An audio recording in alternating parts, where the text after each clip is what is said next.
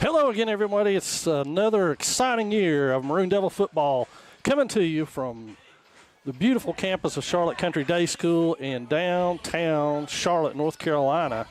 It's Toby Burrell tonight, along with my partner, Coach Rod White. Coach, we've got a repeat of last year's opening game for both teams, although it's not an opening game for Charlotte Country Day as they played last week and came away with a win. They sure did, and it's this is a beautiful environment right here. Got a beautiful surface to play on, and it's a real nice place to be this far down into what you would call the metropolitan area. Yeah. And it's a very nice place here. It definitely is that, and we've got a good football team lined up tonight. Two good football teams actually going at it.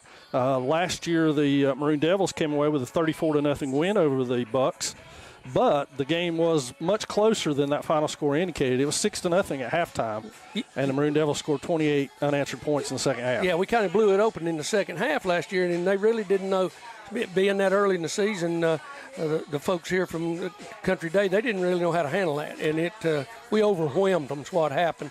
And some of our better players took the game over and put it on their shoulders and ended up kind of beating them up there in the second half. It was definitely that. We got two 100-yard rushing games, one from Josh Winchester and one from Josiah Glaspie. Both of them are gone to graduation, so it'll be the big question mark for the Maroon Devils is who's going to man the backfield. It is, and it's been an ongoing thing, I know, with Coach Holt and his staff about exactly how they wanted to do things and who was going to be where. And there's going to be those adjustments all the time. And it's going to be an ongoing process here early in the season to see what kind of production they can get out of all their players. Well, I think the one that is not a question mark, probably two that aren't question marks, is quarterback Drew Cody, who will get the start tonight, a junior who backed up last year and started at Madison. So he'll get the start tonight under center.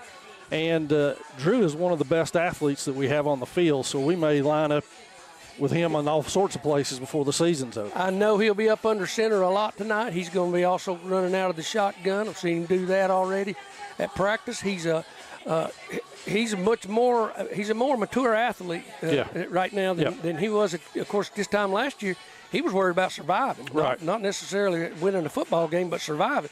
Now he's out there knowing he's got the reins of this thing, and it's a difference of night and day in the way he's been performing so far. Well, I think, Coach, we actually saw that start in basketball season in the role that he had on Coach Scotty Mack's team, and he really stepped up to that role and grew up a lot in terms of his maturity as an athlete, and that's what we're talking about really, is maturity as an athlete.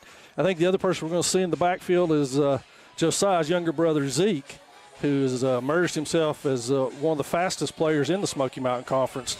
And so I'm sure Coach Holt and his staff will want to take advantage of his speed in the open field. They're going to try to do a number of things with him, but I think one of the smartest things they're doing, they're going back to the old basic Veer principles a whole lot, giving him an opportunity to carry the ball on the option pitch.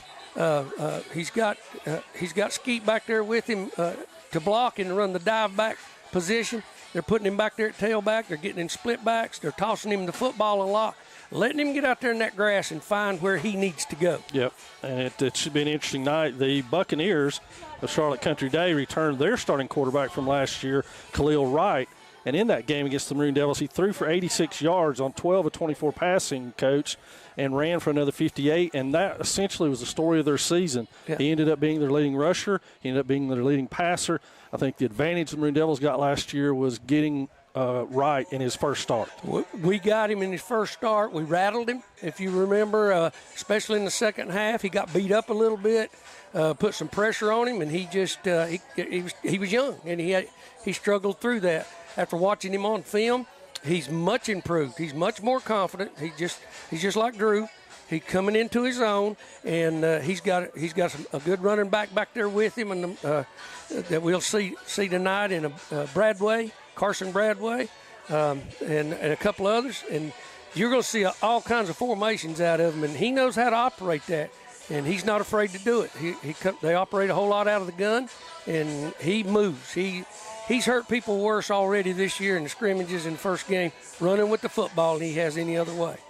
Well, Coach, as you may know, and you may not know, so I'll fill you in on it as long as I fill in the our listeners as well, we've switched our platform this year to a subscription-based platform in an effort to help out the Maroon Devil Athletic Program, who's having a difficult time expense-wise with officiating, which goes up every year, as you know, and also equipment, uniforms, all the sundries. So we are asking for a $5.99 subscription, which, Coach, gets you an entire billing cycle or an entire month of live Maroon Devil programming. For instance, if you buy it tonight to watch this game, you'll also get next Friday's game against Smoky Mountain, as well as 2 volleyball games this week, 2 really big volleyball games this week with Hazel and Murphy as the Lady Devils open conference play. So, to me, it's a steal of a deal. I don't understand why. I'll be honest with you. You got a product right here, and you got to help these kids out. It goes into these programs, and if $5.99 breaks your back, call me. I'll loan it to you. You know? But we've got some fantastic coverage coming up for you. We're on the road. Anytime we're on the road, we're subject to the visit to the home team and what they will allow us to do. The folks here at Charlotte Country Day have been very gracious, very kind to us. They've given us a nice setup here. We have good cell phone reception, so we feel like we'll be able to get a good product out to you tonight. And, of course, next week, as we host Smoky Mountain, we'll be at home. We'll be able to do our normal bells and whistles on that one. But we would be remiss in saying that we are missing one very important component of our normal broadcast, and that's our good friend Gary Ayers. So we want to give everybody at home an update on Gary. Spoke with him on the way over today. He's doing good. Feels a little rough. He's been through the ringers, and it's going to take him a little while to get up to 100%, but he would like to pass along his appreciation to everybody's thoughts and prayers and cards and letters and checking on him, and wants everybody to know that he's doing well. And he's actually watching us tonight, or at least we hope he is. Gary, it's good to see you, I hope. It's really soon, my friend, and I appreciate you watching. We miss you. Gary, it was devastating news to hear. Somebody's in good shape as you are, Gary, and we all know you are for something like that. But that just goes to show you, it can happen at any time and to anybody. So yeah, it's been a process trying to deal with it, and we will miss Gary, but we want him healthy. That's what we want, more than anything else. We want him back to normal. Yeah. Yes. Well, as you said, it can strike at any time, and it struck at the heart of the Maroon Devil Nation this past week with the untimely passing of cross-country and track coach Keith Payne. It's been a difficult week for the Maroon Devils. This is the conclusion of it for our athletes in dealing with losing a coach in the middle of the start of a season. Tragic death, and our thoughts and prayers go out to his family and the cross-country track programs, as well as the entire Maroon Nation, who have really lost not only a solid, fantastic coach, but a great all-around person. Well, he gave so much. He came in after I had already retired, so I didn't get to know Keith real well. Just talked to him in passing. But all you had to do is see what he turned out. Absolutely. I mean, those young people, they ran. When he was cross-country, they ran across the country. That's basically what they did. Well, and the mark of great coaches, of course, is not only did he leave his mark on the cross-country trails and the tracks, but he left it on the hearts of the athletes that he coached. I know they're heartbroken over that. Cross-country team is supposed to run tomorrow. I haven't talked to Coach Blankenship and Coach Marr to see if they were going to go ahead, but their motto has kind of been, Coach Payne would have wanted us to do it, so we're going to do it. We're going to do it, yeah. So we'll see. If they don't tomorrow, I think that is very excusable. Yep. And if they do tomorrow, I think that is very commendable. So either way they go, we wish them the best along the way, and our condolences again. There'll be a reception, I guess is the best way to say that, for Coach Payne on Sunday at the Swain High campus at 2 o'clock if anybody wants to come out. And there'll be some slideshows and some folks speaking about him, so it should be a special time. It should be. I'm glad that's happening for him. It needs to happen. It was just so tragic. I mean, for that to happen, and there again, just like we were saying, it can happen at any time. So, it's a great loss to the school community. It really is. Yeah, and to be honest with you, with all of Western North Carolina's cross-country programs, it's a huge loss. Yes. We just got a text, both of us at the same time, from Gary saying thanks for the shout-out. You're welcome, my friend, anytime. And we want to say thank you as well to our Great Smoky Mountain Railway, who's sponsoring tonight's broadcast. And if you are sitting out there tonight and own a business and you'd like to sponsor part of our broadcast, please get in touch with Coach Blankenship at his email. It's swainmail.org and let him know what you'd like to do, and we'll set you up, and you'll be right here with Rod and myself on our broadcast. Yeah, I've already had folks asking me about that. Good. Of course, Almond Boat Park. Absolutely. All that family, the Mathis family, and all the help workers last year. there, they're just like, we're going to do this again and again and again. So we want to be able to do it. Let us know when and how, so that it's all set up for them. We'll get them involved in it again, and shout out to them down there. They about killed me this summer. I'm trying to quit, and they won't let me. So there. Ain't too valuable an asset. No, I tried to get fired, and I've left work 2 or 3 times mad. So, but they won't fire me. That worked. And folks, I got an injured player up here with me right now. I told you I was going to tell everybody because I didn't find out about it till just about 3 or 4 hours ago. That Coach Burrell here had replacement surgery done on his left shoulder. Now, it's been kind of pitiful. He's struggling with this thing, but he's up here and he's toughing it out. It's hot down here, and he's made every step. But did not know it had happened. I'm sure you kind of kept it quiet. It ain't quiet no more. No, I'm telling everybody. Well, you got to play hurt. That's what old football coach told me. I don't know. Yeah, one of them old crazy coaches. One of them. Yeah. Well, Coach, one thing that's come out already is the Class A football rankings for the playoffs already, and we keep a close look on that as the year goes on because it has a lot to do with where you're seated when the playoffs come around. And as you and I spoke about before we came on the air, the top 10 this week has a real Smoky Mountain Conference flavor to it. It's definitely leaning that way hard, yes. And I'm sure that's got some folks upset, but it's probably more accurate than it's ever been. I'm going to say so because we discussed that too. People have been in denial about the Smoky Mountain Conference for 25 years, basically. And the denial period's over. It's here and it's been there, so you might as well live with it. Well, Robbinsville tops it out as the number 1 team in the state on the 1A level. They're followed by the top 10 darlings, Eastern Randolph, who always seem to be up and around 1, 2, or 3. And that's followed by Mount Airy at 3. And then our Maroon Devils come in at number 4 in the state this week. A little bit of a surprise that we're that high, but I think it's probably right on the money. Well, it's pretty accurate because that's kind of the way the coaches see it too, I think, for the most part. Then Tarboro, the beast from the east, is 5th. North Rowan, 6. Mountain Heritage, who we'll see, we saw in the scrimmage game earlier on, is 7. Murphy follows at 8. Thomasville at 9, and then Hayesville cracks the top 10 at the 10 spot. Yep. And then from there, our other teams are in the top 20. Andrews and Cherokee would be the other 2. But a really heavily flavored Smoky Mountain Conference top 10.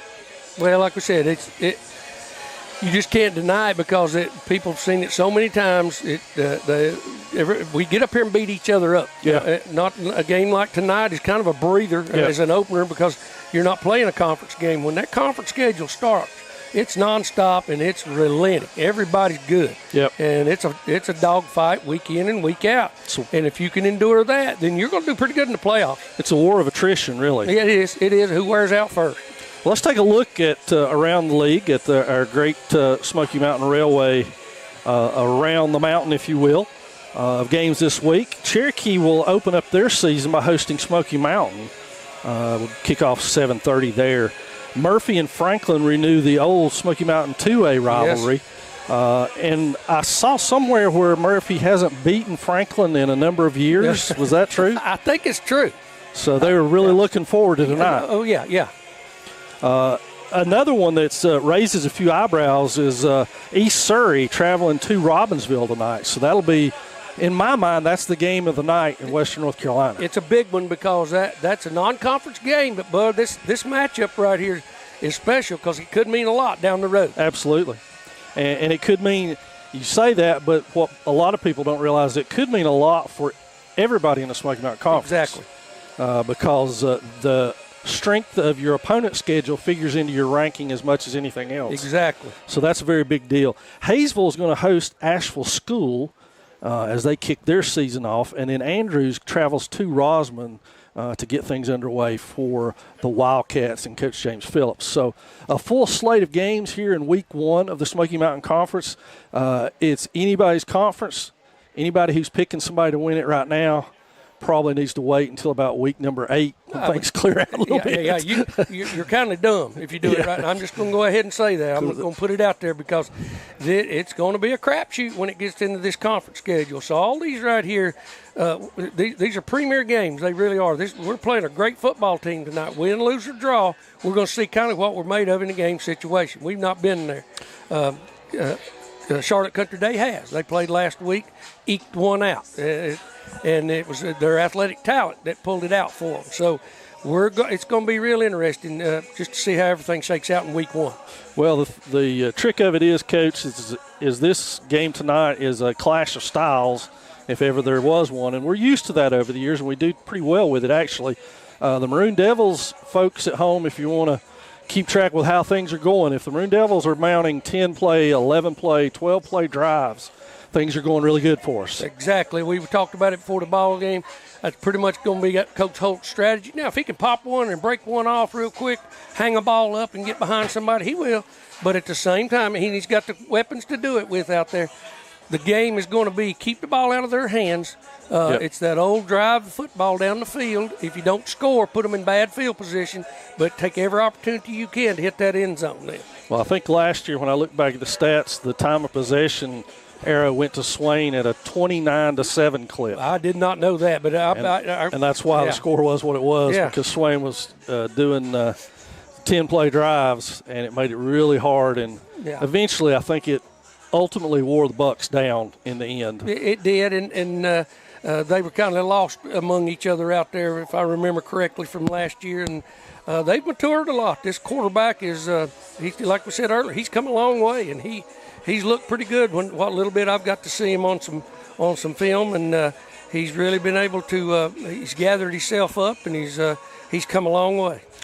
Well, in case you're wondering, Charlotte Country Day is a North Carolina Independent School Athletic Association school rather than a North Carolina High School Athletic Association school, which is a separate entity in and of itself. They have a separate state championship from the High School Athletic Association, but it is okay to mix and mingle. Think of Christ School from Asheville, and that's the classification that this school is in as well. Exactly, and the status they have here is it's old established school, and they got great facilities here. And I'll just go ahead and say it. They got a lot of money. They do. They got a lot of money here. They do. So it's a great place to come and play. They got great facilities, like we said earlier, but it's a good measuring stick right here to go up against some talent. And there again, we'll see this early season jitters. You're from both teams, although they've got one game under their belt, it's not going to be the kind of ball game. And they know this. Their coaches are smart people over here. They know what's going to happen. They know how Coach Holt's going to try to handle this. And so their job is going to be to run their athletes around and try to make plays both offensively, defensively, and most especially this early in the season with the special teams. Which is always a question mark when you start the season. Is that the best way to say that? Let me tell you, I used to have nightmares about it, but early in the season until we got ourselves – because you can't really – you work on it at practice. You can't go live a whole lot because of fatigue. That wears your kids out quicker than anything, run up and down the field like that. But with the punting game, the punt return game, the kickoff return game. So you do as much of it as you can without getting anybody hurt, and you're running through it live some. But at the same time, there's nothing like when these lights come on. That tempo gets faster. I know for me it was all about turnovers. Yeah. I was terrified of turnovers with the kicking game. That makes a huge difference. Yeah. In this one. The rest of the week, let's lay that out for you here on the Maroon Devils Network and what you can catch. We've got soccer at Mitchell on Monday, so the Maroon Devils will be over there taking on the Mountaineers. Volleyball is at home on Tuesday, the Smoky Mountain Conference opener for both Hayesville and Swain. That'll be a dandy. I'll be there with the Maroon Devil Live Network for that one. And then on Thursday, we got Murphy coming to town for another volleyball matchup. I'll be there for that one as well. Soccer is at North Buncombe that night, and JV football is at home versus Avery on Thursday. Then, of course, Friday, Smoky Mountain comes to town. So a full week for the Maroon Devil Nation and the MDN Live, as well as our Maroon Devil fans. Hopefully you'll find a way to come out and be a part of all of that. We're just moments away, and we're going to step away from the pregame show, which was free, by the way. to try to get you interested in what we're doing here. Yeah. And when Coach and I come back, we'll have the kickoff for you coming up next on the Maroon Devils Network.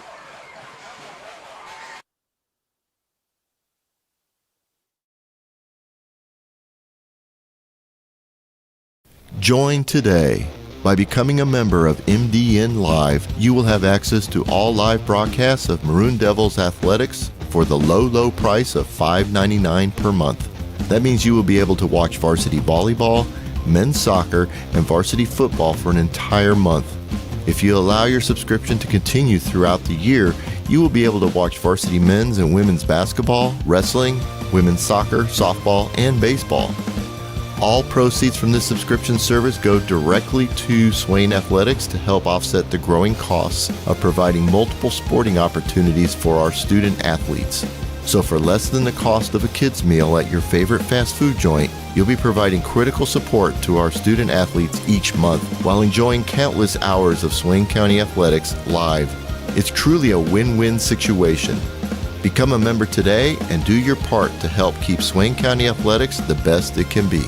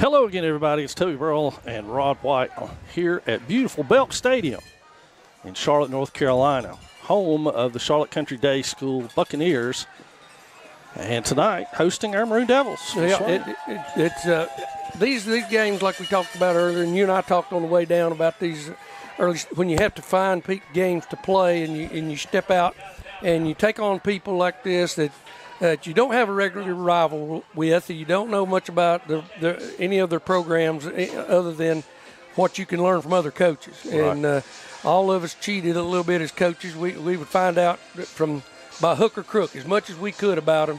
But when it comes to scheduling, you got to take what you can get sometimes. And when you take on good football programs like this one right here, you take a chance. Yep. You really do. And it's a very talented squad. You're going to see a lot of athletes for Charlotte Country Day, and a lot of speed and a lot of athleticism.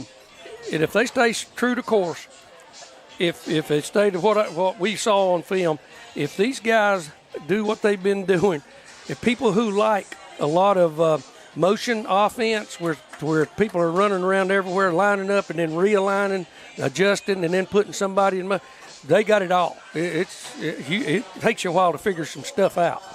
Well, captains for the Maroon Devils are number 59, Insay Ufert, number 55, Drew Skaggs, number 16, Drew Cody, and number 14, James Arch are your captains for the Maroon Devils. And, of course, we haven't spoke of him, but we probably should have, and that's Insay Ufert, who was the only All-Western player for Swain last year, was also Conference Lineman of the Year, and he's returned for his senior season. Yeah, he's not missing anything. At practice, he's better.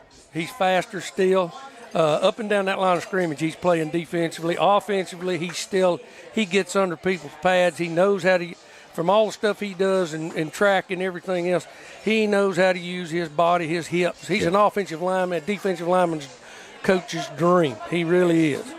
Well, joining him on the offensive line is Skaggs, a junior who started last year. So both of those guys have already got 12 games under their belt. Yeah, and what I like about Drew Skaggs is that he has matured. He went from that same position we talked about Drew Cody being in, surviving last year, I mean literally survival, learning that he's a big part of this thing, to he's got a little chip on his shoulder right now. I noticed that when they were practicing, he's developed this chip, and that's going to really help him. Well, the offensive and defensive lines could be a huge advantage for the Maroon Devils. It looks like the Buccaneers have won the toss. We'll see what they're going to go with. They say they're going to receive, I believe. So we'll figure it out. Swain is going to kick off, it looks like, to begin with here to start the 24 season here in Charlotte. Yeah, that's what I believe that's what's going to happen. Yes. So we will kick it off to Charlotte Country Day first to start things off. And as we get back to it, our offensive and defensive lines, and I know you and I talked about it on the way down, we'll flesh more of it out as we go along, but this is going to give us a chance to look at this defensive alignment that Coach Holt and Coach Napert have come up with, where they've got 3 down linemen, and I'll let you talk a little bit more about that as we roll into defense. All right, we're going to take a break. We'll be right back.